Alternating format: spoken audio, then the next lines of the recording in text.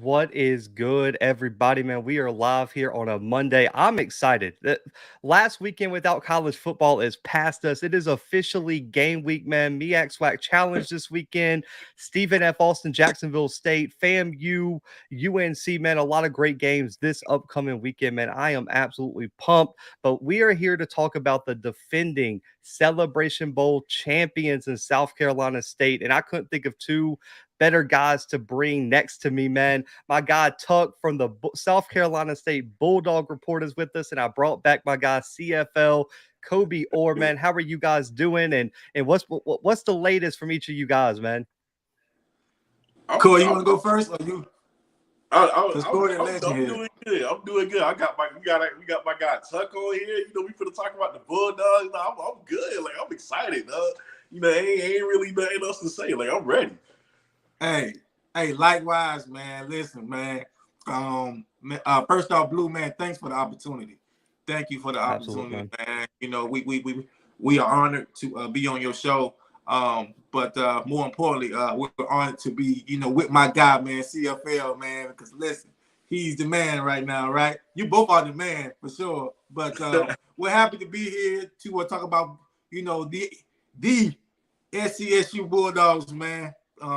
We're excited about the season. So let's get at it, man. Let's go. And before we get into the actual season, breaking down this team, man, one of the biggest things that I just recently had a show looking at some of the top HBCU prospects with my guys over at Draft HBCU. We talked about Jablonski Green. There's a few other guys on this team that potentially could be NFL prospects, but we just saw Decobie Durant drafted by the Rams, and he's been out there balling and getting to go up against one of the best wide receivers in the NFL, Cooper Kupp, get to go against Matthew Stafford every day in practice. Tuck, I'm going to throw it to you first. What, in your opinion, as a South Carolina State guy, have been the keys to building an NFL pipeline at South Carolina State? Player development. Buddy Pough knows how to develop his players, and he knows how to coach his coaches, and he knows how to get talent, man. He has a knack for getting guys nobody else wanted, and he will bring you there, and he will develop you, and he will put you through some adversity. So whenever you get, whenever you do get to that particular level, you're ready for the big lights. Listen, man, Buddy Pough, man, did not just start coaching, So he is used to coaching, big time players, but he knows talent, man.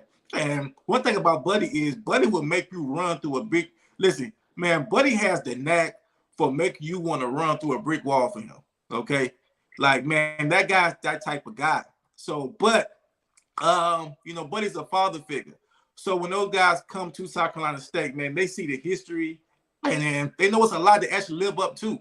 But they also got dog in them, man. They got dog in them, and we have so many players who now see, these young men leaving South Carolina State, right? Going to the NFL and doing great things. So that's just motivation for everybody. Absolutely. I think I was at the Legacy Bowl, and as you know, we talked there. One of the big things that I think was my first really awakening to the impact of Buddy Pough is I just posted a picture. It wasn't a video. It wasn't a recording. It was just a picture of Buddy Pough speaking to the team. And that picture blew up. There were former players, coaches, fans that was like, that team's better from just that one conversation with Coach Pough. And it went viral. And they don't even know what he said, but they knew it was impactful just based on the picture, man. It was day one of practice, and it went viral just because he was talking to the team. So that was my first really like, okay, this guy's different. But see, I'm gonna pass it to you. Who are some prospects on this team that you're excited for that you think is going to be the next to grab the torch from Decobie Durant and be that next big time NFL prospect for South Carolina State? So right away, they have a transfer from Charleston Southern, Keen Paulin. Not comparing him to Decobie Durant in any way, but they are similarly built, like as far as physique goes. So I think if we're talking about right away, maybe it's him. But you already know my favorite prospect in this class is Marquise Bradley, bro.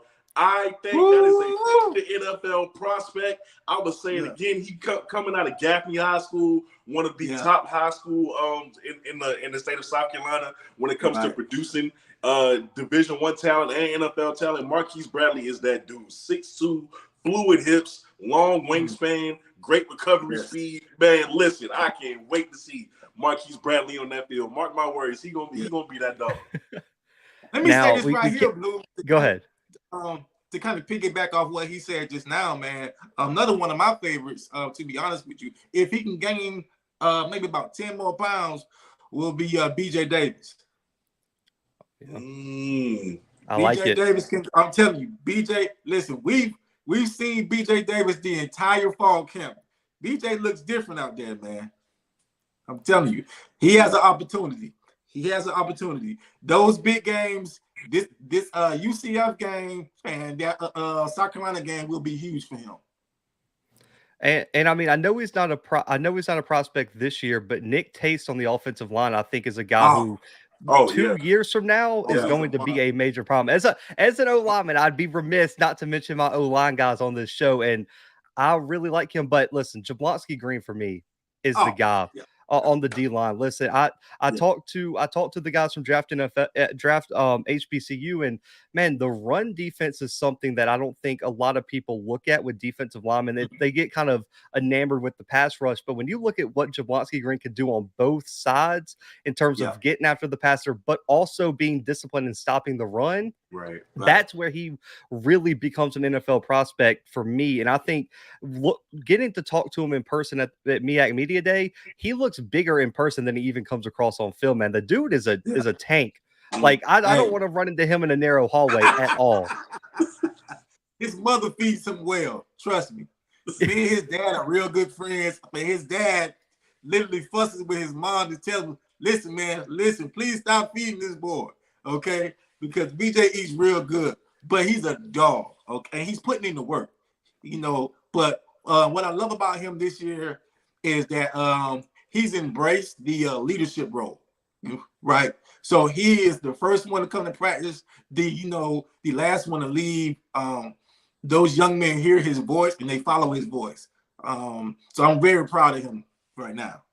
Very proud of him. Just to piggyback off you, Tug and Blue, what impressed me the most this offseason about him that I didn't know about Jablonski, his foot speed is crazy. I saw him doing like bag drills, and like the agility that he possesses, man, at that size, I didn't know he had that already. You feel me? Yeah. Up until that point, I just saw him in a game. I didn't see him during workouts and everything like that. Nah, he's really a prototype, bro. Yeah, he is. And we look forward to him, man. We really we're expecting big things from him this year. You should, because I mean, I don't think people realize he was hurt for some of the season last year. So those stats could have been looking real elite there if he would have been healthy for the full season. But one of the big storylines before we get into the intricacies of the roster and things was a lot of people brought up the fact that South Carolina State was not in the top 25 of the FCS. But I got the rankings here. They were an honorable mention. They were still behind North Carolina A&T, FAMU, and some of these other programs. What was y'all's initial reaction when you guys saw how low South Carolina State were in the rankings this season? I thought it was completely disrespectful, and I really do feel like there's a bias when it comes to South Carolina State. Like we know why they put Jackson State there. We even know why they put North Carolina A&T in there. But a lot of people feel like this season from South Carolina State is a fluke, right? And they don't really look at the history of what South Carolina State has been able to do. They've always been in that conversation for MEAC champions, if not winning the thing outright. North Carolina A&T is on there, but had their starting quarterback not going down when South Carolina State and North Carolina A&T were going at it, that outcome looks different because they was in the lead. And I ain't gonna sit here and play woulda, coulda, shoulda, but I'm just saying, like, they really have a certain bias. I feel like when it comes to South Carolina State, they don't get enough respect as a program, and that them not being on the list. I mean, because there's a spot for them on that list somewhere. Where you want to put them at, that's debatable. But they deserve the spot on that list. But it's not something that South Carolina State ain't used to it. Like they, they are the type of program to where y'all don't got to give us the accolades. We're just gonna go out and show y'all why we do what we do anyway. There you go. There you go. You nailed it, Kobe. You nailed it. You nailed it. That's why they call us the underdog, man, the homecoming killers. Because we're not used to really getting the respect like that. We get respect from the MEAC, of course. But you can't tell me that there are 25 teams better than us. You can't tell me that. And the last question before we move on, do you think the perception of the MEAC also plays against South Carolina State, especially with the low numbers, and people really don't look that highly on, let's say, like a Howard? We saw what happened with a Morgan State, even a Delaware State, probably in terms of national perspective, probably isn't getting looked at. So how much do you think that also plays into the perception of South Carolina State when it comes to a national ranking? Guilty by association, right? You're guilty by association. But of course, with all the what was it? The negative flag that the MEAC caught, and then we only have 5 teams, right? So they feel that we're not playing anyone right now, and we have always been kind of like the top dog around the MEAC for years. But since Fam left, Bethune left, Hampton left, then those guys from Greensboro left, left. We just we just have not gotten the respect. But one thing is for sure, we will show up, when called. See, you got anything to add to that, or? No, he's completely spot on with that, man. It just is what it is. People want to, they're biased against South Carolina State. They are the program that's going to show you what it is when they see you on the field. So like a preseason poll, I know they ain't really worried about it, but it bothers me. Like it probably bothers Tuck too. But it bothers me to not see them ranked. In Orangeburg, they probably don't care. They're like, we gonna end up where we end up anyway. But it just bothers me. Because you're gonna have to see us regardless. Right. You see what I'm saying? You're gonna have to see us. And when you see us, then we're gonna see what you're talking about then. We want to make sure that when the season, when the season comes to a close, right, December the 18th, whenever the game is, that we're standing on top of that mountain, much like we did last year. Hey, I love it. Like you said, it's still a preseason poll. In the grand scheme of things, the one that matters is in December. But still, to coming off a Celebration Bowl, it's still it was a very interesting development, especially with some of the HBCU polls that came out as well. On top of that, but CFL must have looked at my questions beforehand. He kind of already threw one name out at me, but the biggest question mark, man. He's good. He's good. The dude can apparently see the future on top of making videos at work out of nowhere, dropping all the breaking news. But Decobie Durant and Zafir Kelly they were both major losses. Let's just keep it honest. Both are supremely talented cornerbacks. Who are the guys that y'all are looking for to step up to replace two greats of South Carolina State? Well, I talked about Decobie, but for Zafir, it's Zion Keith, the transfer from Wake Forest. Oh, he a dog. Zion Keith is the dog. He fits that Bulldog program to a T, man. All right, I just love the way he plays like his hair's on fire. He's all over the field. He's dynamic, man, and I think he's gonna come in, especially with the experience that he's had in the ACC. Fun fact, I didn't even know he was the guy who the quarterback from Pittsburgh hit the fake slide on. I didn't know that was him. I didn't know that was him. But now, just coming with the experience that he does from the ACC and bringing that to the MEAC, man, he's gonna pick up where he left off, and he's gonna boost to that secondary for South Carolina State from week 1. Like, I'm confident in that. To kind of pick up on what Kobe said, we got a guy. Remember the guy, number 21 defensive back, Kendall Moultrie, who tossed the Jackson State player. He tossed him. Remember that guy? Yeah. So he's changing from safety to a cornerback this year. So we're kind of excited about that. Number 25, Jamil Benjamin from Spartanburg kind of played like a Robin role. He was kind of the protege to Decobie last year, sat behind Decobie, really learned. A lot of guys love his skill set. He's been having a phenomenal fall so far. His confidence is really growing. Tall, lanky kid, got a lot of confidence in him. But much like my guy said, man, Zion Keith is really, he has really been leading this fall camp. He's a dog out there. My man's in shape. My man, listen, this guy's ready to play good football, but he's also, what I love about him is he's bringing in that leadership. And that's what we need, leadership, So we love the secondary. We don't know what they're going to be yet, right? You never know what you got, until you play somebody else, of course, right? So, that UCF game will tell the tale. That's true, man. The fact that Benjamin is 6'3", 200 as a redshirt freshman is crazy. Yeah, that's great. Yeah, that's insane. That's. Hey, man, I appreciate that tidbit there because, Lord, man, he is a dog out there right now, man. He is. Listen, nobody gets to eat on his side of the field. Listen, what I'm telling you now. Nobody gets to eat over there. Not right now.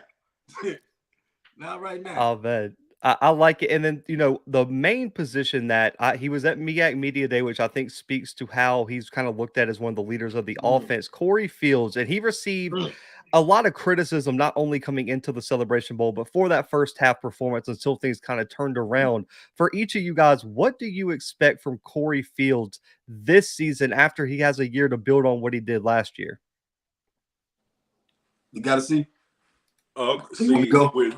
With Corey, I expect him to, number one, I want to see him be more confident, and I think he'll come out and he'll be more confident, right? Like you look at him in the first half of that Celebration Bowl, and a lot of people only seen him up until that point. That's their first time seeing Corey Fields during the season. I've seen him when he plays with confidence, right? You only lose to Akil Glass by 1 point down to Alabama A&M. You was going back and forth with him. Arguably one of the best passes in HBCU ball. You was going back and forth with him. I see you go into a FBS opponent, New Mexico State. You put up 34, 35 points. Yeah. You can do this. Yeah. Like it's clearly just a confidence thing with Corey. Because when he throws the ball and when he's on point with it, it's a nice tight spiral. He gets the ball where it needs to be. He ain't got to be all fancy with it. He can lead the charge. He can get the job done. It's just a confidence thing with him. So I think now that he's accomplished what he's accomplished, and getting to that Celebration Bowl and winning it in the fashion that he did, I think he's gonna come out and he's gonna be a lot more confident when he's throwing that rock around, especially with the weapons he got coming up. You're absolutely right. See, he is more confident. He's more vocal this year. Which has always been something that the coaches would kind of harp on him about, just being more vocal, right? We know about the confidence thing. Right now he has been showing tremendous poise right now, leading those guys. He's been hitting some big throws. And one more key to this, you ain't heard it here, but you did hear it here. He has this young guy named Prometheus Franklin behind him, this freshman. That has been having a hell of a camp. Okay, listen to me. Okay, listen to me. Tell about him. Corey knows, and everybody around that program knows that Prometheus is on his heels because he has been having a eye-popping camp. Okay, nobody expected this. Okay, including me. Okay, but Corey has been doing his thing. Corey has been stepping up because, in my opinion, this is the first time he's had somebody with this kind of skill set behind him that can make all the throws. Okay, can make all the throws. Man, this man is 6'3", 2-something, and can throw the rock. Okay, but like I said, Corey, That's what we need, man. Listen, you need competition. That makes you better. You know what I'm saying? So we love the quarterback room competition right now. Corey has been leading that competition. And he's been hitting, man. Shaq Davis, man, him and Shaq Davis chemistry right now is crazy. Right now. And they have been doing some phenomenal things. We have some young receivers that man, this year, man, you can pick your poison this year. You can pick your poison. He has some extremely talented weapons. Some new guys you guys don't really know about yet. Okay. But look forward to it, man. Hey, they got it, man. They can just get get the timing down. Yeah, man, they can have something special. Hey, now, Blue, go ahead. Tuck is not lying about Prometheus. I put you out there. Tuck is not like we talked about Andre Washington. Prometheus is just as he not lying. I just want to get that out there. He's not lying about Prometheus. Now, I'm a big fan of Andre Washington. Let me just put that out there. Hey, go ahead. I'm sorry. Oh no, because I made a true freshman all-American kind of like watch list for the FCS. I haven't dropped it yet or anything. It's kind of just sitting in my drafts. He's the quarterback. I don't know if y'all know this. He's the best quarterback any FCS school landed this offseason in terms of rankings and success at the high school level. So he is a dog.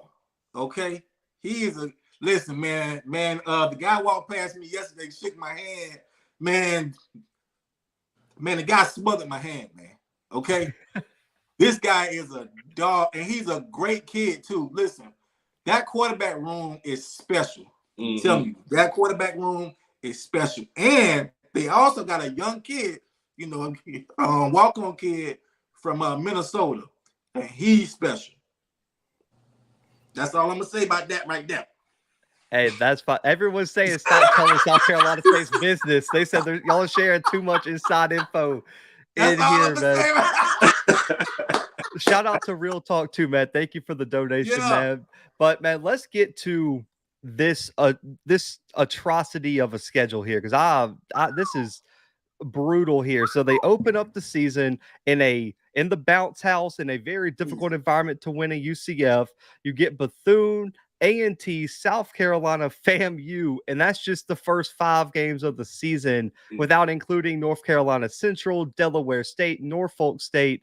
For you guys looking at the schedule, for one, what was your initial thoughts when this dropped? Because mine was, oh man, this is going to be a tough road back to the Celebration Bowl for South Carolina State. I looked at it and I said, this is typical South Carolina State. They ain't scared to play nobody. They're going to pull up on you. They're going to pull up on anybody. Like, they not scared. Like, and they prove that every single year. But like, I saw the first couple of weeks and I was like, nah, that's real brutal, but this is just who they are. So, you look after UCF, I actually do feel confident in, the Bethune-Cookman game, and this could be the year that they get back at A&T. I think last year could have been the year too if Corey didn't go down. But outside of that, UCF, that is just a hard schedule. I mean, even after the Gamecocks, man, you as good as they are. You kind of get a break on homecoming, but then you right back at it with Central, Morgan State, Delaware State, and that number 1 defense that they bring back. It's a tough schedule. But now I do think that South Carolina State does have the talent to withstand it and get back to the Celebration Bowl. It's just, can the main pieces stay healthy? Like that's the main thing for me. Corey, Blue, Blue, we had the conversation about this, just like C said, man, can we stay healthy? We're used to playing big dogs, man.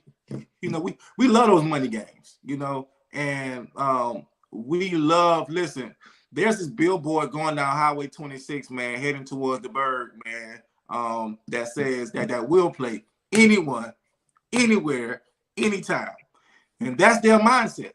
That is, listen, that is Buddy Pugh's mindset. We will come to your house. We don't care how far you are. We'll come and we'll play you. Now, the thing is, what has worked for us is these last draft picks, they make their money, all right, playing against these big time schools.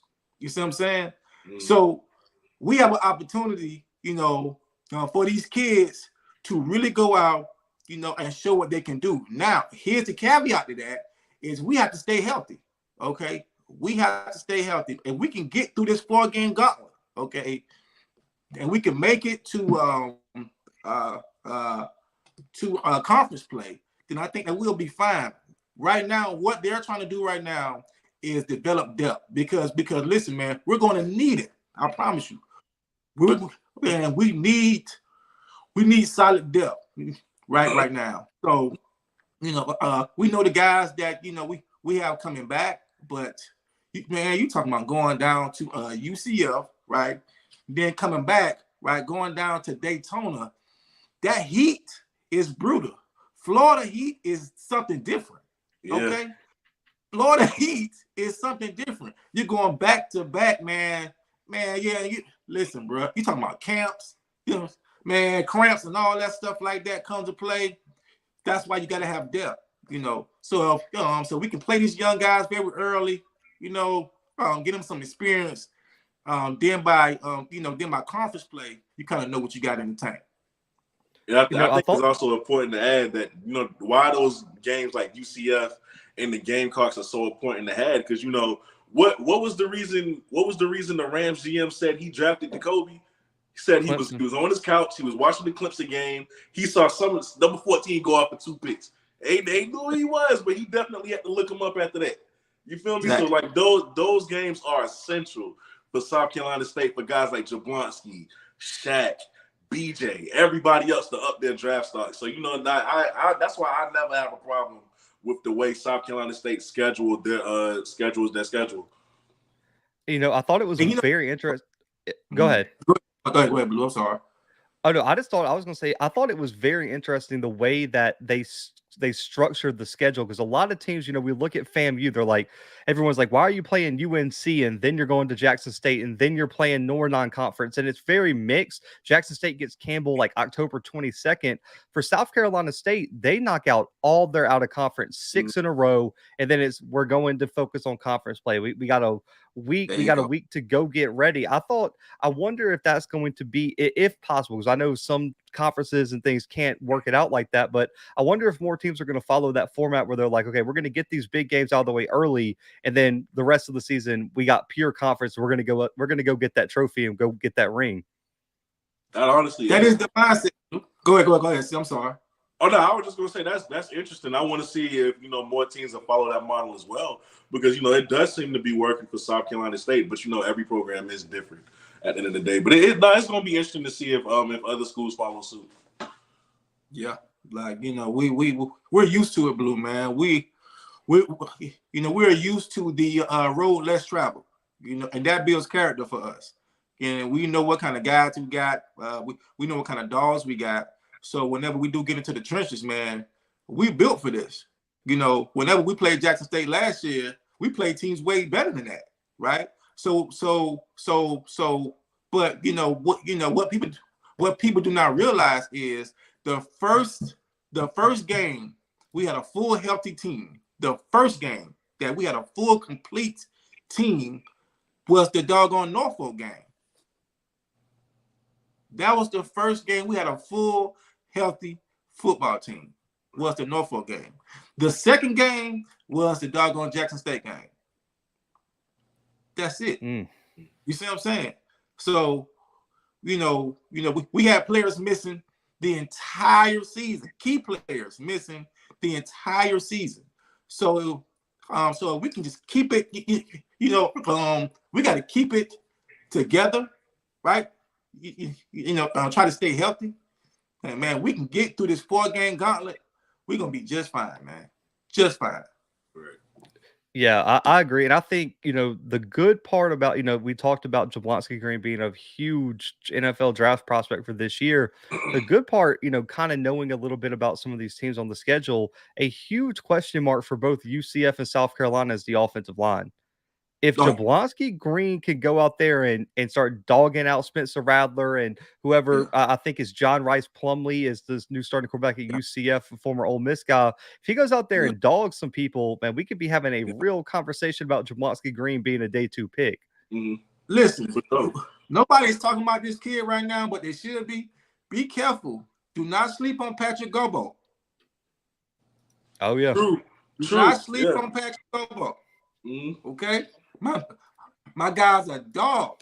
Okay, do not sleep on him. Right, many people slept on him last, and then you see what happened.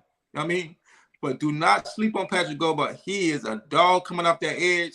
We have two phenomenal bookends. Then we got some, phenomenal guys backing them up, man. So listen, we got a defensive line that I think can match up with some of the best.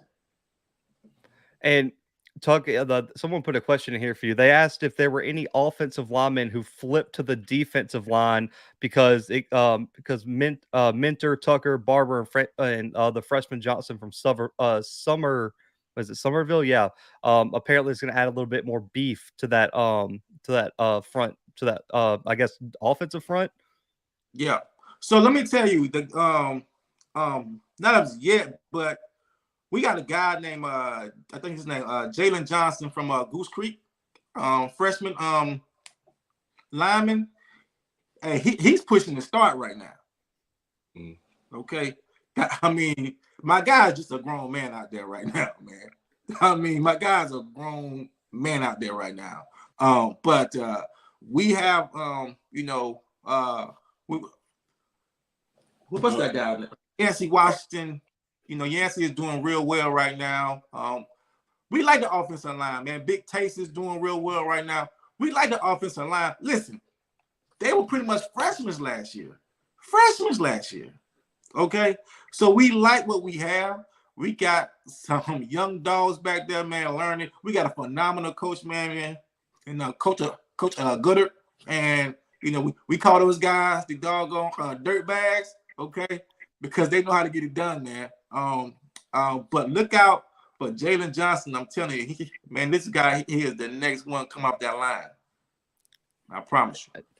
And I'm glad you mentioned Godball. I totally, was overlooking his name. I know he was a preseason selection for us, has a lot of talent. Now, Real Talk wanted me to ask this question. Do you guys have any fear of, and Tuck, we kind of talked about this before about, getting them more focused, not letting that Celebration Bowl win think it's going to impact this year. Do you guys think that there's any chance that they might fall asleep at the wheel at some of these games that they're expected to just run through somebody?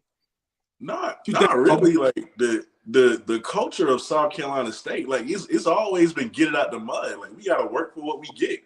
They ain't never gonna shy away from that mentality, even with a Celebration Bowl loss. You feel me? That's just not the way the mindset is in Orangeburg. It just the whole state of South Carolina. When you got athletes coming out there, dog, it's the same mindset. Get it out the mud. Nothing comes easy. We work for what we get. We hunt for what we eat. Like, that's just the way it is. So they gonna always have that mindset. I don't have a problem with them thinking that, they're going to rest on their laurels and just fall asleep at the wheel. I don't see that happening. We actually don't have time to. Listen, bro. There's nobody that we can sleep on. Now you talk about Virginia Lynchburg, but that's it. We can't sleep on those either. You know what I mean? Each game means something to us. Listen, man, you got people, grandmas that want to come out there and play for us, man. Okay, there are people you will not be able to go home, man. Okay, because people have high expectations. Okay, but you got a coach that is extremely hard. Coach Buddy Pough does not take it easy with them boys. Listen, man, they catch hell every single day. Listen, so they don't have time to, okay? But I know that they want it. And there's no good. Listen, and the MEAC, you can't disrespect no team in the MEAC. Who? Name one. Right? Shoot, man, back when I was growing up, man, Delaware State, man, used to be garbage. But now you can't sleep on Delaware State no more. You can't sleep on Norfolk. You can't sleep on Morgan, right? You better not sleep on Howard. Who can you take it easy on? You can't take it. We have one of the best conferences. Listen, in my opinion, we have one of the best conferences with some of the best coaches. We can't take it easy with none of those players, man. None of those coaches, man. None of those teams. None of those bands. None of those fans. He said, "On the field, off the field, it doesn't matter. No Don't matter. sleepwalking, no sleepwalking here." I love it. And looking at the schedule, if y'all had to pick one game, what would you guys say is the most important game for South Carolina State to win next season? I'm gonna say the kind of just me being close to the program and knowing the temperature around there. I'm gonna say that A&T game. Because a lot of people's hearts are still broken about that game. Buddy Pough heart is still broken about that game. And because we actually had the game, and that is a huge rivalry of ours, and we hate A&T. Like we absolutely hate their guts. But I think if we can get to that game, that'll be a huge confidence booster for us going forward. Honestly, same. Like personally, it would be A&T. But if I had to take emotions out of it, right? Because I want them to be A&T as well. I'm just tired of it. I'm tired of it. If I had to take emotions out of it, I would say North Carolina Central.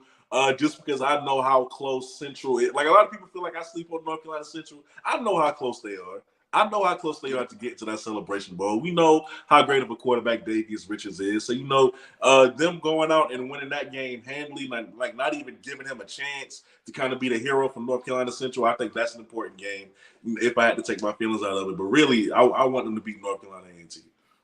There's Go ahead. Oh, no, you're good. Go ahead. Can I say one more? Possibly? Yeah, you're good. One game that scares me. Matter of fact, it's two games really, but one game that really scares me is the Norfolk game, because we always have a battle with Norfolk, and that always kind of determines the winner of the MEAC these last few years, right? And we already know that they're gonna come with it. But let me tell you, I kind of scared of Delaware State on the low. Low key. Because they got a phenomenal coach, and he's coached those boys up real well. And those boys, their mindset, they're coming to win. Right. And I just hope I thank God that we don't have to go up there this year. Now, before I give my go ahead. Go ahead. I'm sorry. Oh, I was going to say, before I give my answer, there are a lot of FAMU comments as an answer to that question for you guys. They want to be like, I'm not giving them that satisfaction. But see, let me get them that. See, there you go. See, here's the thing. We've had this long history with FAMU for years. We love FAMU. Like, we just love FAMU. You know what I'm saying? We love to hate them. You know what I'm saying? But we also love them. We love the competition. We love the bands battling. We love the fans. Like, we're gonna always have an issue with them, right? But we also love them. We absolutely hate A&T. Like, there's no love with A&T. Like, we don't even like seeing the doggone colors. We don't like driving past Greensboro. We don't like nothing about Greensboro. We don't want to stop and get nothing to eat in Greensboro. We hate A&T to my dying day. You know what I'm saying? Like, fam was like, listen, we win and lose with fam, all right, cool. You know what I'm saying? We win, all right, cool. We lose, all right, cool. Because we beat them 10 years straight, nobody said nothing. You see? You know what I'm saying? We beat them 10 years straight, nobody said nothing. Right? Okay. Now, you know what I'm saying? Listen, man. We beat North Carolina, A&T, 11 years straight. And now they win, 2 or 3 games. Oh, we the best in the world. Let's go to another level. Oh, man. Right? And then you get there and get smashed. So what I'm saying is, okay, fam is cool, yes. But listen, that A&T game is huge for us. Okay. It's huge for us. Okay. We're gonna lose our fam game. All right, cool. But that A&T game is notorious for us.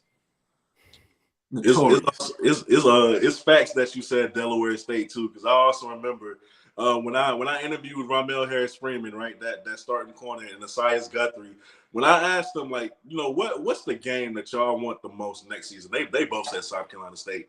I'm telling you. They want, because they really feel like that was really the school that kind of like held them back. Like they wanted that win more than anything, and it broke their hearts that they couldn't get it. They want South Carolina State. I talked to those guys a little bit heavily, so it's great that you mentioned that, man. They coming with a vengeance in Orangeburg. They coming with their mind prepared, so that's gonna be a big game. Now, a whole nother factor to both of those out of conference games, I just want to say, because in terms of conference, it doesn't play any role because South Carolina State can still go win the MEAC, even with 2 losses, and go win the Celebration Bowl. But South Carolina State beating A&T and or beating FAMU could be the sole reason those 2 teams don't make the FCS playoffs.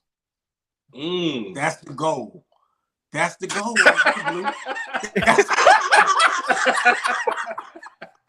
That's the goal, Blue. Oh, we're trying to ruin people's lives out here this year, okay?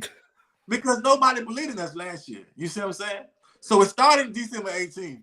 We had to ruin somebody's life there first, and now we're going forward to ruin more people's lives. Okay, that's the goal. We want to ruin lives. Okay, we want to make some parents. We want to make some parents go home sad, crying, upset, frustrated. We're trying to make sure that kids think about their future. You know what I'm saying? Like, what are we gonna do next about this? Because listen, we have to make sure that people know that we have a huge chip on our shoulder that you're gonna pay for each and every game. That's the goal, Blue. That's the goal. We beat those 2, then listen. We won't have to hear, well, where is South Carolina State? We've never heard of South Carolina State. Yes, you have. Right. Yes, you have. Yes, you have. But we're gonna make sure that you know where we're at this year, though. I love this. This is like he put on a whole villain mask and everything. He said, "I want to make sure you are hurt." We know how I feel about them dogs. Oh man, in terms of an analyst though, because I don't have the fandom that comes with it. I understand that the rivalry part of it, but for me, I got to go with the Central game, man. Like that is a must win because for me, I mean, and C knows this because I talked to him about it.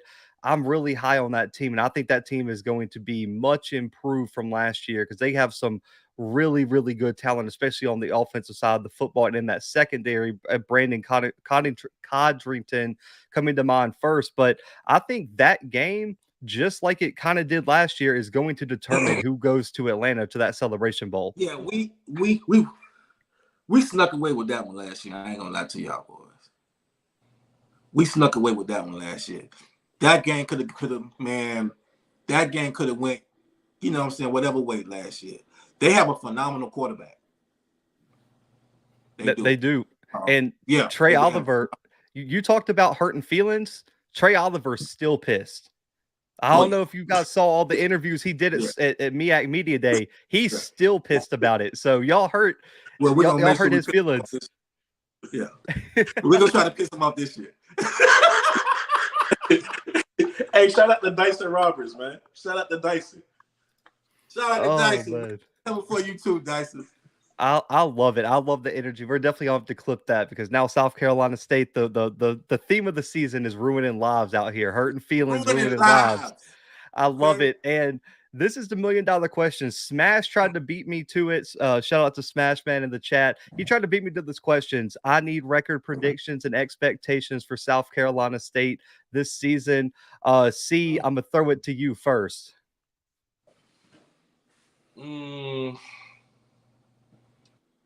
Let me see that schedule again. Pull that schedule. Okay, I got you. Pull that schedule back up. All right. See, know what we got. Now, when it comes to the conference, y'all might not like what I got to say, but it's still gonna be a sweep. Might not be easy. Might not be easy, but it's still gonna be a sweep when it comes to that conference. All right, so now you're looking at 1, 2, 3, 4 wins. Virginia Lynchburg, that's an obvious dub. I think they beat A&T this year. I think they pull that out. Of course, I got the winning against Bethune-Cookman. We got to see how that one goes. So I'll put them around 7 to 8, 7 to 8 wins for next season. I don't mind that. Tuck, what's your prediction, man? The only games we lose is the games we don't play.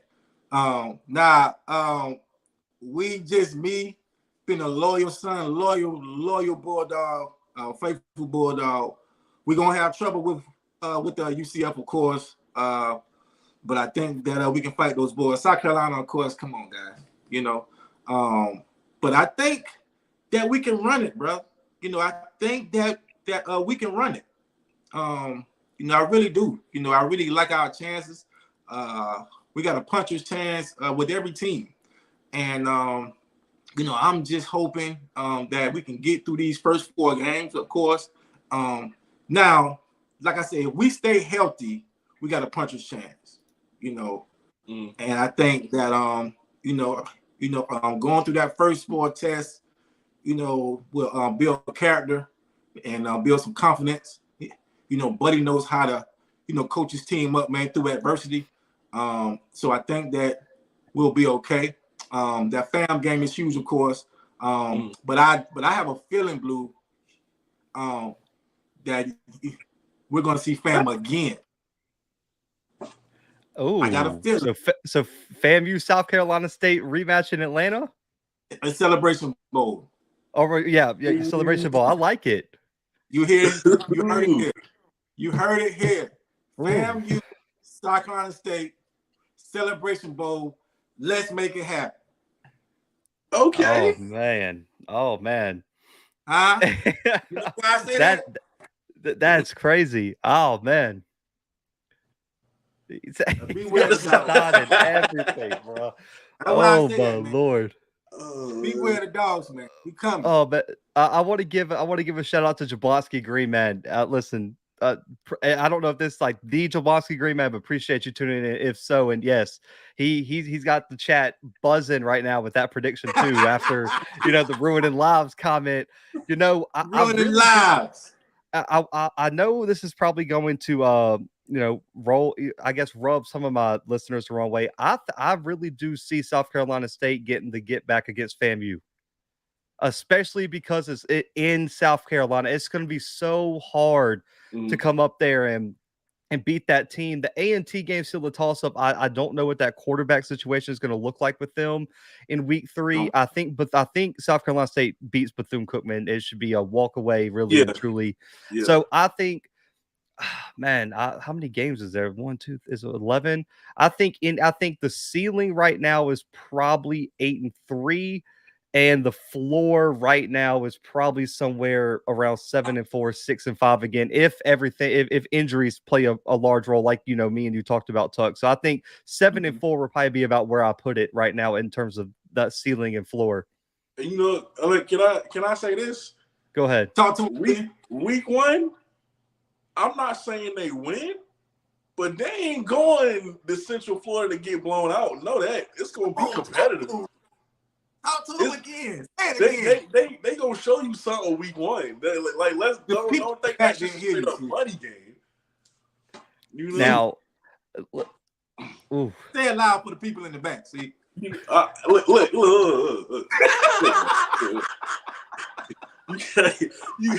You got Corey coming back. You got Shaq on one side. You got Justin Smith-Brown, Richard Bailey, Rakeem White. Those two twin towers. Rakeem White. Twin tower. Come on, Kendra running that thing back. Man, come on, man. Come on. They ain't going in there to get smacked week 1. Nah. Look, I'm a former. I'm coming to win. Oof. Look, we ain't looking for more. I don't mean to set fire to this conversation, but I'm an Auburn grad, and I was at Auburn when Gus Malzahn was coaching there. It is not out of the ordinary for them to struggle against teams that they should have more depth and talent than, and they almost lost to Jacksonville State as the number 6 team in the country. That had to go to double overtime.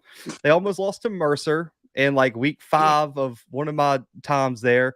So listen, I would not be surprised with a new quarterback, with a bunch of new players under Gus Malzahn, that if South Carolina State doesn't take that game late into the 4th quarter, and I'll leave it at that. We got some dogs, man. We have some dogs. We have some players, but we have dogs for coaches also, okay, who love that knows how to put their players, you know what I'm saying, right in the best positions to win. I promise you.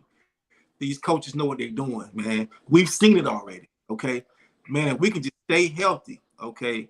Because let me tell you, once we have so many young players, man. Once they get past those big lights, man, and 50,000 fans and all that, man, then once the game becomes just football to them, the game gonna be a little different. I promise you. Once that quiet, let me tell you something, man. Once that crowd, man, quiet down, that game gonna be a little different. Do you know? So, when's the last time South Carolina State beat an FBS team? Do either of y'all know? I do not know that. I do not. So I know. Yeah. I don't know. To be honest with you, I don't know. Someone look it up in the chat, man. Y'all got access to Google. Let's see. But there were some questions. That is true, man. Shout out to Raw Truth, man. Shout out to Raw Truth. I'm gonna leave it at that on that one. We got some. Shout out to my boy.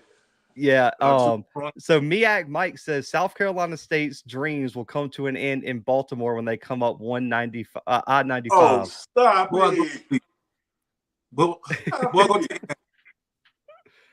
Come on now. Oh, man. Go take a nap, man. You don't even believe that.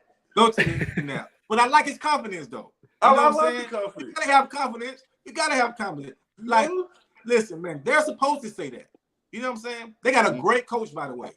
Phenomenal coach. They do. Right? The guy from Bowie State. They do. A phenomenal coach. They are not going to be easy now. But I tell you what, this is not going to be the year.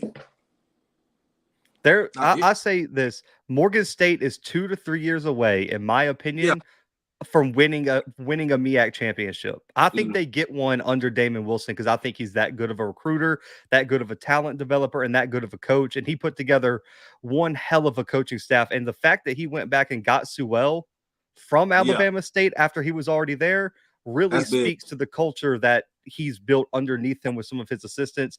MEAC Mike, I will say this: 2 to 3 years, Morgan State is going to be in Atlanta in the Celebration Bowl, in my opinion. They're gonna be good. They're gonna be good. I'm telling you now. But we're gonna be good too. That's true.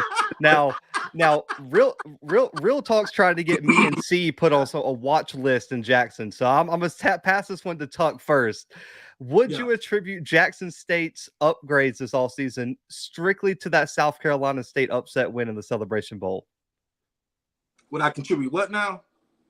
Would you contribute like Jackson State, upgrading in certain positions and hitting the transfer portal that hard because of what happened against South Carolina State?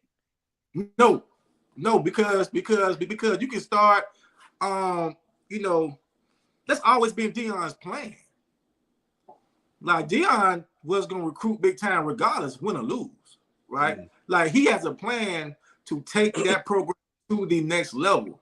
Now, of course, that loss might have been embarrassing for him, of course. Right. Yeah. But, man, that guy already had, man, some of those stuff, man. Some of those players, man, working, man, he has come in there. They've already been, recruited, right? Prior to the Celebration Bowl. So he has something special going on down there right now, man. I love what he's doing. He's changing the culture. And, we're happy to see it, and because we love competition as well, and we love we love young men taking chances to coming back to the HBCU community. Yeah, just to piggyback off of what Tuck said. Yeah, they always been recruiting like that. Like he came in with the whole thing of I want to dominate and I want to blow everybody out. So of course his recruitment efforts was going to show what he was trying to do. But I would be lying if I said I didn't think that loss he took in the Celebration Bowl didn't give him a little bit more fire, like a little bit more fire up under him when it came to recruiting those guys that he did. Because I don't think he want to take another loss like that. Not in that fashion on the big stage. Like with you bring the celebrities out, you got Jeezy and everybody, you lose like that. You don't want that again. So I think that definitely gave him a little bit of motivation. Well, I tell you what. They better not lose a fam. I tell you that. Oh man, this is hilarious. But apparently, apparently they looked it up. No one could find an FBS win, so it would be the first if South Carolina State pulled the upset over UCF. The closest they came is they beat Georgia. I believe it was Georgia Southern or Georgia State the year before they went FBS. So they were like 1 year away from potentially getting it. So I think that still works. We'll see. But the one question here is how are the freshmen running back looking, Smith and Shaw, right now throughout fall camp? Thank you for that question. Sir. Okay. Now, I personally love Tyler Smith. I love him. I love Tyler Smith. But I also love Josh Shaw. We call him Josh Turbo Shaw. Okay. Freshman running back from Hanahan High School. Let me tell you something. That tandem will be sick.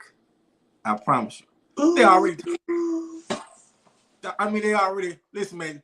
Tyler Smith out there looking so good right now, man. So good, man. He's hitting the hole. Man, I'm telling you, he's hitting the hole with confidence, man. Josh Shaw is just mean mugging people. You know what I'm saying? Listen, we look good. But it's practice, of course. Okay, and none of this matters until you do it in the game, right? But fall camp, they have not shied away from it, man. They are sticking their nose right into the mix of things, and they are making it hard to redshirt them. Like, how do you redshirt them? Because they are some players, man. Really, Buddy. Listen, Buddy did a great job recruiting those young men. Not only him, but his staff did a great job recruiting those young men. And we look forward to what's to come these next 4 years with them, man, plus the doggone quarterbacks. Oh, man. Morgan State, it might be long time from now. Morgan State.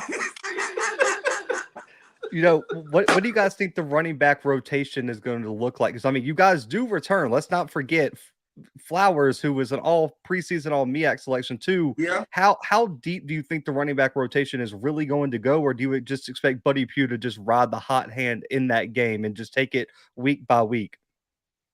Go ahead. So you want. Honestly, that running back room is so deep, and that's just without the freshmen. That's without the freshman. Because we still got him at 22. Right. He came. Right.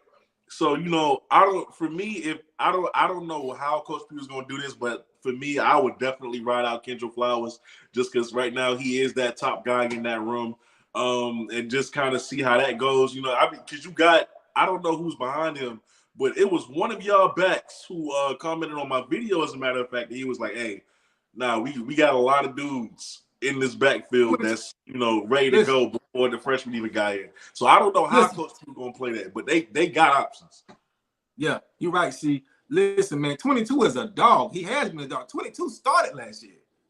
Okay, Kendrick, Kendra, what is this? Kendra Flowers. He's been battling some concussion issues lately. And he just got out on protocol maybe last week. He had his first scrimmage maybe last Saturday. So he is going to be working his way back. So that's why we've seen so much of those freshmen. And I'm telling you, we love to see it. Okay. We see why, Tyler Smith, man, was one of the best running backs there was to come out of high school last year. We see why Josh Shaw. Right. You see what I'm saying? You see it. And like the young man said, yeah, Mr. James, number 22, Mr. James. That's him right there. Mr. James. He is a dog. Okay, he is a dog as well. But so we feel that running back room will be special, you know. But if Buddy decides to go, his first two backs can get the job done. Don't get me wrong, but I can tell you this right here, man. By mid-season, maybe late season, you're gonna see a lot of Tyler Smith. I promise you. You're gonna see a lot. I'm waiting to see Tyler, dog. I'm telling you, you're gonna see a lot of that guy. I might mess around and get me a jersey with his number on it. The next question is from DeAndre here. He says, "Do you guys trust Corey Fields to win a shootout with his arm this season?" Yeah. Yes. Because again, last season, 41-42 with Alabama A&M, you only lost by a score that went over 35 points for New Mexico State. So, and he didn't even have Shaq for one of those games. He didn't even have what's the other one? For Bluffton. Raheem. He didn't even have Raheem for the other one of those games. So if he had his two primary targets healthy, maybe he does win both of those games. But nah, he's more than capable of winning the shootout because we've seen him go head to head with these quarterbacks and almost pull it off. The reason why I say yes, Blue, is simply because the talent we have this year. Not only the talent, man, just the bodies we have at the receiver this year, man. We have, I mean, man, my man can wear different shoes, man. Like, listen, man, he has so many different options this year, and we can just stay healthy. Yes, my guy can win a shootout. He's capable. He has the arm, and Corey. He's not a listen, man. Corey won't throw for 600 yards or nothing like that. You know what I'm saying? But Corey will hit you for 300-400 yards now. You play with him if you want now. Play with him. And the last, my bad. The last chat question, man. I got one more for y'all. I'll let y'all get out here. I know you guys are both really busy, man. I appreciate y'all coming on. Chris wants to know, is not making the Celebration Bowl for South Carolina State a failure on the season? I think any team who has a serious shot at contending for the Celebration Bowl would look at it as a failure if they don't make it. So, this wouldn't be any different with South Carolina State. They are in win now mode. I do think they are in a position to where they can have the kind of run North Carolina A&T had back when they was, going to the Celebration Bowl for consecutive years. So now South Carolina State is in win now mode. Right now they have the talent and they will continuously have the talent for at least the next 3 to 4 years. So yeah, I think if they don't make the Celebration Bowl, they would consider that a failure like any other team who is in position to make the Celebration Bowl but don't. I think it's on that type of time. Yeah, it's a failure. Of course. So why we playing the game if we trying to win a championship? Of course it's a failure. We want the chip. That's all we want. We want the chip. We don't want no preseason poll rankings or none of that stuff. We want the champ. We want the Celebration Bowl. That's it. And we also want the MEAC championship as well. MEAC conference title as well. Okay. We want it all, man. Those guys don't work hard, man. Listen, man. The strength and conditioning coach, man, David Irby, does not put those guys through hell for nothing. We want the chip. That's what we coming to get, hands down. Okay. So listen. Much like I say, man, if we ain't ruining lives, then our lives is ruined. And the one interesting thing this year for South Carolina State, especially just due to the schedule, is that if they can let's say they pull off an FBS upset or play those games close, they win a lot of their out of conference games, and just let's say Central pulls off the upset and gets that championship bid to the Celebration Bowl, South Carolina State has a shot at an at-large bid again at the FCS playoffs as well.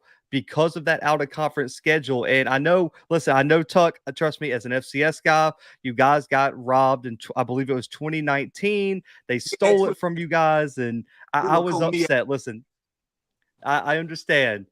I understand. I feel for you on that one. That's an interesting one. But the last question here, man, is because it's for the MEAC as a whole.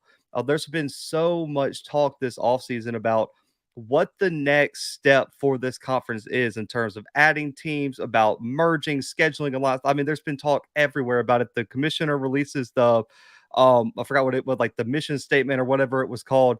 For each of you, what is next for the MEAC in your opinion in terms of making this conference and reestablishing itself as one of the I guess premier conferences in terms of winning out of conference games, winning FBS games, things like that?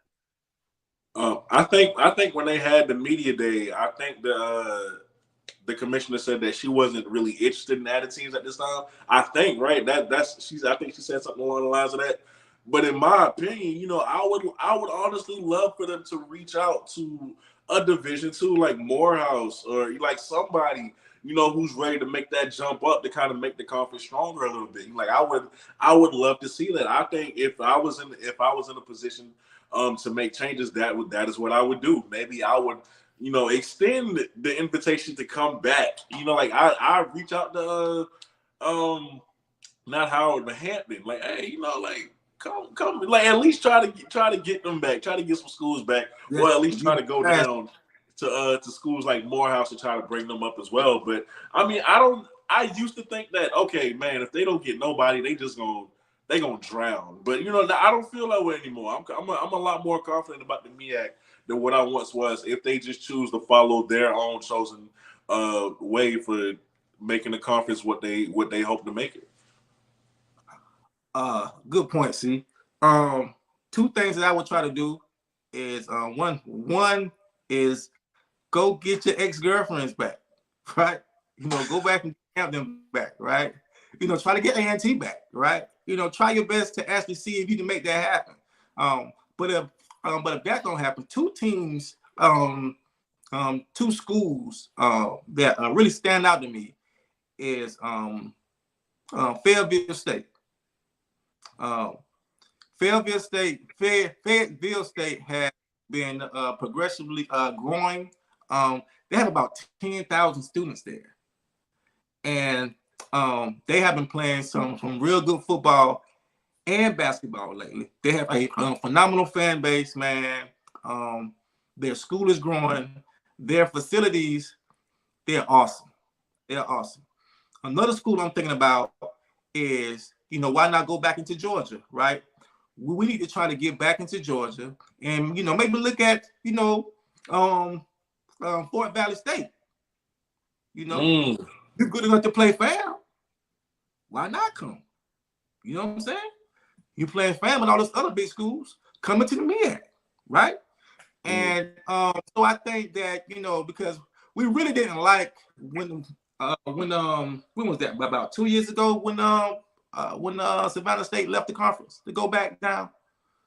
We need a team from Georgia. Like, you can't call yourself the MEAC without a team from Georgia. Right. Listen, the SWAC nor the MEAC has no teams from Georgia. Right? Yeah. Like, that's crazy. Then you want to look at, more schools, man. Virginia State, that's another good one, but I like Fayetteville State, man. I like Winston-Salem State too, don't get me wrong, but we need more North Carolina schools and we need more Georgia schools. That's crazy, though. Like, that is one of the best, listen, that is one of the best states for talent, recruiting, right? So the MEAC needs a school from Georgia. You need a school from Georgia. You got to have a school from Georgia. Yeah, I mean. Oh, my bad, bro. No, go ahead, man. You good? I'm just saying, I seen somebody in the comments saying Benedict. I would love for that to come back up. I would love to see Orangeburg Columbia link back up, bro. That wouldn't be bad. That wouldn't be bad. I would love to see that matchup. I know that game gonna be lit. Because They have the president that can make it happen. She's tight on the budget, and she knows where the money goes. Right. And they have a coach right now who's a phenomenal coach that knows how to build a strong culture. You know, so I would love to see that. Now, how do you sustain that? That's different, right? We don't know how that looks for them. But I like Benedict right now. You know, I really listen. You know, me growing up, man, where I grew up at was right across the street from Benedict College, right? So I seen that program start in 1995 to go from nothing to where they're at now. Man, we are so proud of Benedict College right now. So proud. Now, I know one of the big things, because luckily, you know, I had some, because, you know, there's been a lot of talk of some of the D2 teams, and luckily there's been some alumni in the chat from those D2 teams. You know, it just throughout live shows that I've had and things like that. A big worry for especially the Atlanta schools is, one, are they dedicated to really developing their football program and putting money into it? And then two, some of them just don't have the infrastructure right now. And a lot of people, one person was telling me that some of the D2 teams watched what Savannah State went through trying to move up and not being able to make it. And that kind of gives them a reservation. And what you're going to run into with some of the top ones, like a Bowie State, or even, you know, Winston-Salem not too long ago was just in the D2 national title, is that they don't want to give up being one of the best teams at D2 to potentially move up and be a bottom feeder in the MEAC, especially. They don't want to look at themselves as the savior for the conference, because, you know, the worst case, and I've talked to some people at the FCS level about, that's why some of the FCS teams that you expect to be in this next wave of conference realignment may not be, because they're worried that the group of five is going to fall apart and they're going to invest all this money and then the bottom's going to fall out from underneath them. And then what happens in terms of that? And I know it was a North Carolina A&T guy who's pretty connected to the program, mentioned that, you know, a school like a Charleston Southern, this was before the Campbell announcement to the CAA, a Campbell potentially could have interest in moving over. And I was like, man, there's no way people are going to not be for that at all. But a lot of the response to that was, man, if they come in here as a football affiliate member rather than a full member of the MEAC, we could make it work. How would you guys feel about some of those programs, even if they might be PWIs, moving into the MEAC to be affiliate members just for football only? I don't mind it. I don't mind it. You know, I think a lot of people will look at it and go, you know, we kind of want to keep this thing black, you know, majority black for the most thing. You know, that is always going to be that side of it. But I mean, if they can come in there and they can provide good quality football, you know, and they can contribute something to the conference and, you know, keep it afloat or make it stronger, you know, I'm not necessarily against it. You know, like I do keep an open mind to PWIs coming in, but it just depends. Like all of this stuff depends on like how far are you willing to go with it? I think is the question. So, but yeah, I'd keep an open mind to something like that. I just don't like it, to be honest with you. So, you know, I just don't like it. You know, I didn't like it. You know, when Hampton left, you know, when A&T left, you know, I never liked Tennessee State being where they're at right now. You know, Tennessee State was in the SWAC. Yeah. Oh man. Good Lord have mercy. If Tennessee State was in the SWAC, oh my goodness, that'll be crazy. You understand me? I just feel like, you know, man, there's so many words that I can say right now, man. But I'm just gonna keep it to myself. But I just feel like, you know, we have to make sure that we support the culture, right? And we have so many D2 schools who deserve the opportunity. You know, they have the infrastructure. Some of them do. They have the infrastructure. And, you know, we actually went to a Fayetteville State game last year. And I'm telling you, that game was no different from a MEAC game. No different, man. No different. Players and all, you know. And so, you know, but, you know, we don't get picky. We don't get paid to make the big decisions, of course, you know. But I would love for them to go look at a you know, school from Georgia, you know, much like Fort Valley State, or even Miles College, you know. And you just know, because listen, Miles has been, killing these last couple of years, man. They have. Miles has been killing these last couple of years. And Miles' band is bigger than most SWAC bands. You see, this is why we got to have Tuck on, because me and C don't know anything about the bands. No.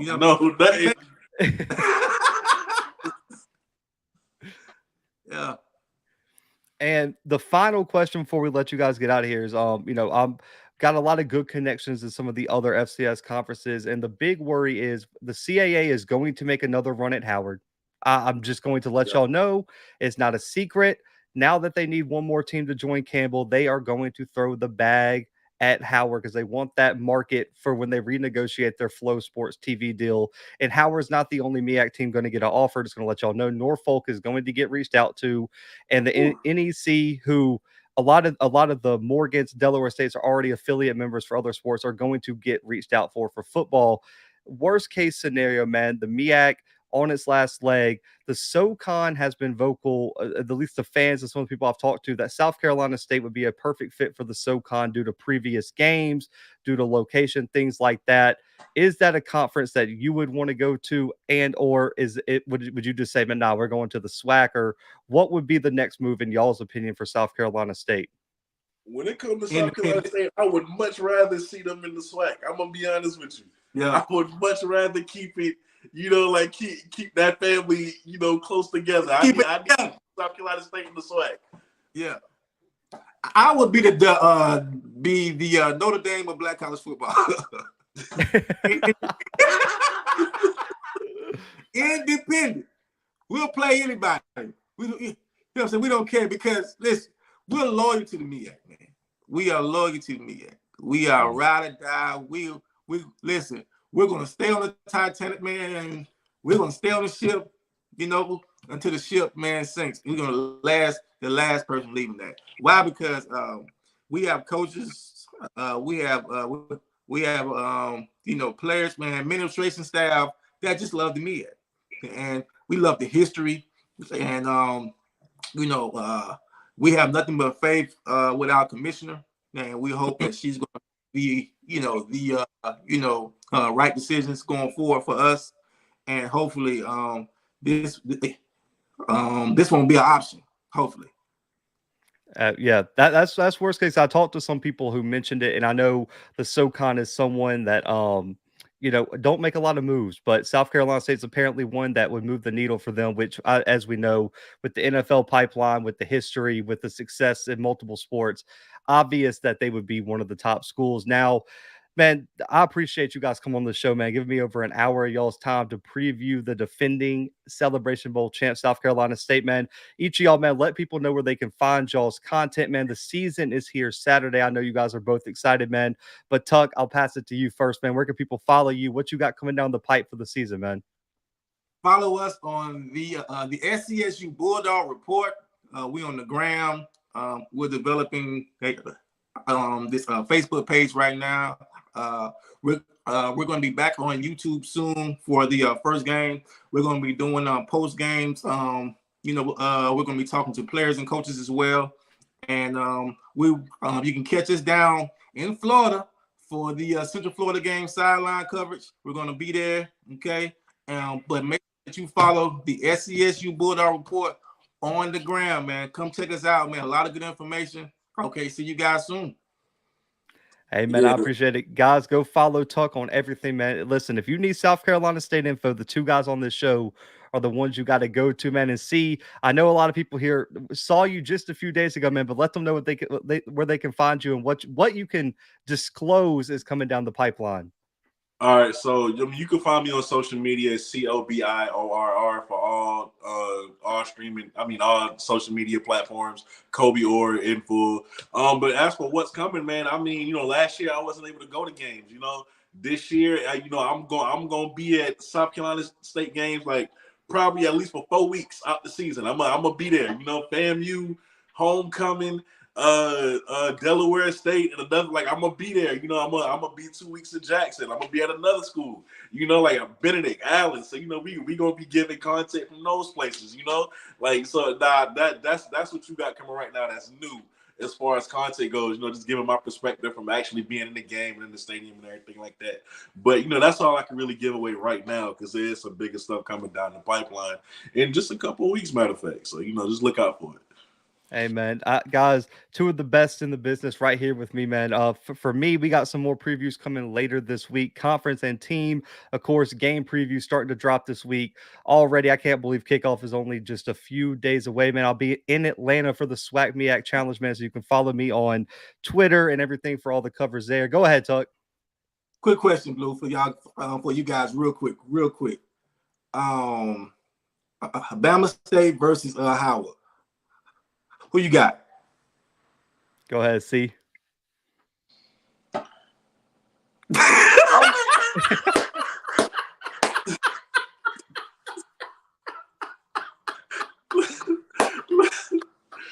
Listen.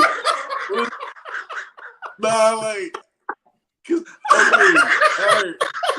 Let me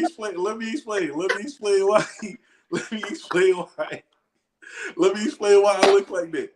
All right, I want like the analyst, like just the professional in me wants to say Alabama State because of their additions, but because of the dominance that the MEAC has shown over the SWAC, I'm not going. That's like betting against Brady in the Super Bowl. I'm not doing it. I'm going with Howard. For some way, somehow, they gonna find a way to pull this thing out. I think Eden James, in that backfield as a true freshman, I think he's going, he's gonna contribute, man. He's been on campus earlier than most freshman prospects, and he's looking real good in camp from what I've heard. I think Howard is gonna pull that out and continue that dominance that the MEAC has over the SWAC. Now I get the cop out because my preview's dropping Wednesday. I already recorded it, made my score prediction, everything. Okay. But let me just say this. I'm kind of torn as an Auburn grad. D Davis is my guy. Like if I could buy an Alabama State D Davis jersey, I would. Man, he actually came in with me. We were in the same class that came in and everything like that. Like I remember everything about him coming in, and I thought he should have started at Auburn. But there's been reports out of camp. A little iffy right now, but we'll see. I until he's on the field, I'm not going to count him out. But let me tell you this: Howard's got the most underrated wide receiving core in the MEAC. They do. They have some dogs led by Casey Hawthorne and some of them. And Darian Brokenburr is one of my favorite defensive linemen as well in the country. I think it's going to big guy. Do what? Big guy, right? Number 3. Number 3. Yep. Yeah. Yeah, he's a dog. He's a dog, man. I'm telling you. Yeah. And so for me right now, I listen, I'll give you all a small preview. That's kind of my thoughts on the game. I'm making my official score prediction Wednesday. It drops Wednesday morning. So I can't give that away or y'all ain't going to watch it. So that is where you can find my prediction. Gosh, I get it. We get it now. We will definitely Hey, I gotta be a little political there, man. Gotta be a little political, man. I love it. But listen, you can catch me. Listen, I'm doing an FCS game day thing. You can catch us week 0 MEAC SWAC Challenge in Atlanta. Week 1, I'll be in Lorman, Alcorn State, Stephen F. Austin. And week 2, you can catch me in Memphis, Jackson State, Tennessee State, one of the biggest games of the year, in my opinion. But you can also catch me. I told Tuck I haven't broke this yet. You can catch me in Orangeburg, South Carolina State, FAMU. I will be there the first week of October, and I am so excited. I am excited for that game. So you catch me, C, Tuck, everyone at that game. Listen, I think even Scotty's going to be at that game too, if I'm not mistaken. So there's going to be the entire crew there, man. So stay tuned for some more content. Man. Chicken wings and drinks on me. Oh, we lit. We lit there. We in there. Oh, man. But guys, man, for Tuck, for C, for myself, and for the Bluebloods, man, listen, we are out for right now.